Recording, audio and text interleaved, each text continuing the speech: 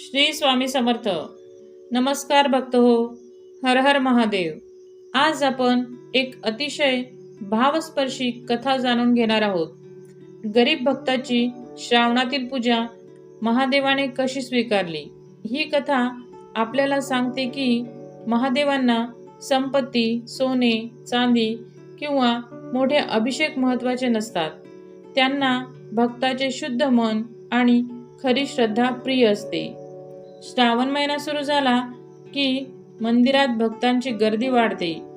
कुणी दूध अर्पण करतो, कुणी पंचामृत, कोणी मोठा रुद्राभिषेक करतो.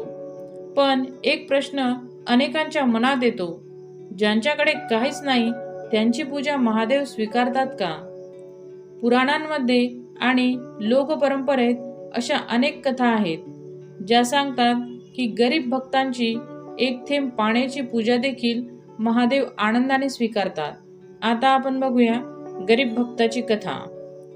एका छोट्याशा गावात एक अत्यंत गरीब भक्त राहत होता.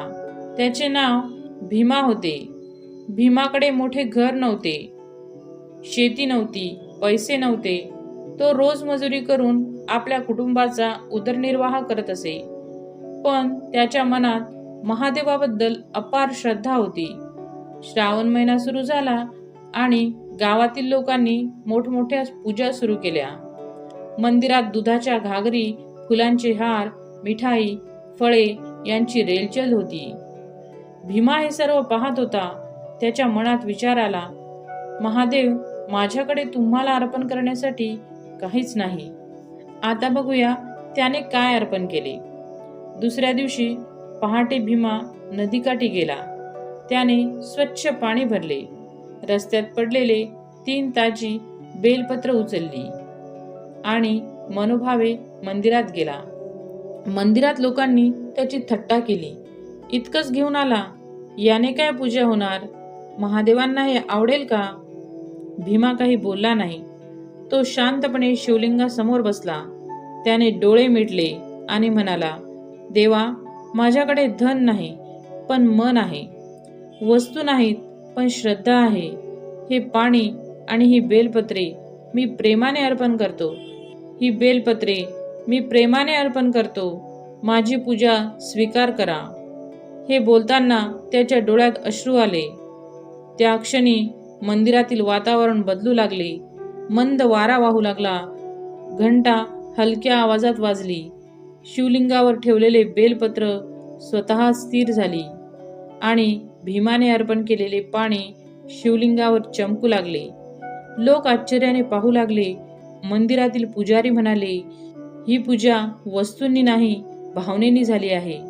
आता बघूया पुराणातील संदेश. शिवपुराणात एक सुंदर भाव आहे. महादेवांना भावप्रिय आहे.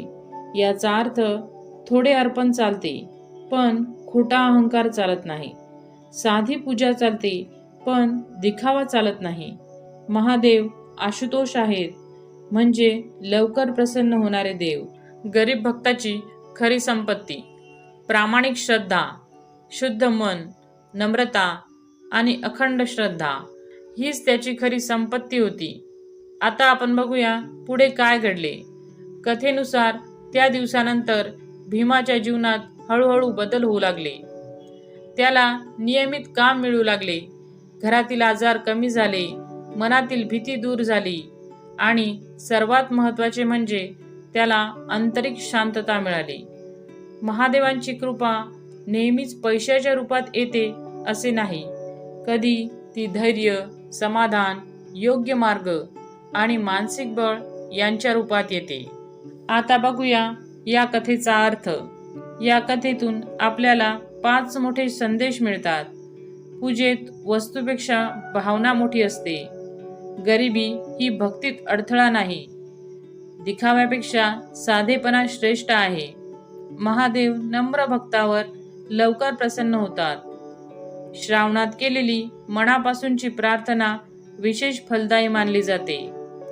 आता आपण बघूया आपण काय करू शकतो. जर तुमच्याकडे जास्त काही नसेल तरीही 1 लोटा स्वच्छ पाणी, 3 बेलपत्रे, 1 दिवा आणि ओम नमः शिवाय हा जप पुरेसा आहे. महादेवांना तुमचे मन हवे आहे, महाग वस्तू नाहीत. भक्त हो, लक्षात ठेवा, श्रावणात महादेवांच्या दारात श्रीमंत गरीब असा भेद नसतो. ज्याच्या हृदयात प्रेम, नम्रता आणि श्रद्धा असते त्याची पूजा महादेव नक्की स्वीकारतात. कदाचित तुमच्या घरात मोठी पूजा नसेल, पण जर मनापासून ओम नमः शिवाय उच्चारला तर शिवकृपा तुमच्यापासून दूर नाही.